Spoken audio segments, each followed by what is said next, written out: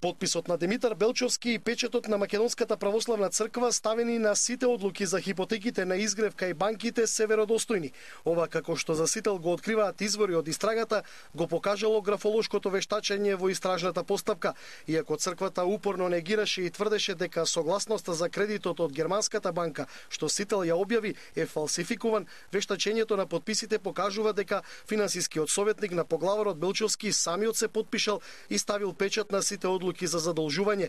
Истрагата за скандалозниот случај изгрев деновиве е затворена. Предметот се наоѓа пред јавното обвинителство. Обвинителите ќе утврдуваат дали во ланецот на перење пари ќе одговараат и лица од Македонската православна црква. Иако со кривичната пријава не беа опфатени лица од црквата, сепак постојат сериозни индиции кои упатуваат на ливна вмешаност.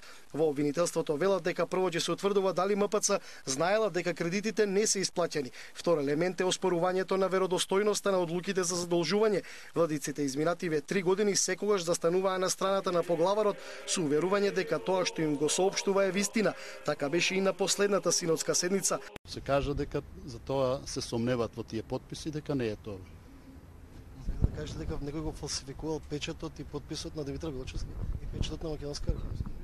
Тоа е процес на исследување, така се кажува. Истрагата сепак покажува нешто сосема поинаку. За изгрев, случај во кој беа испрани повеќе од 6 милиони евра, во притвор веќе 3 месеци се 9 мина, меѓу кои бизнис партнерите на црквата, браќата Миладинови.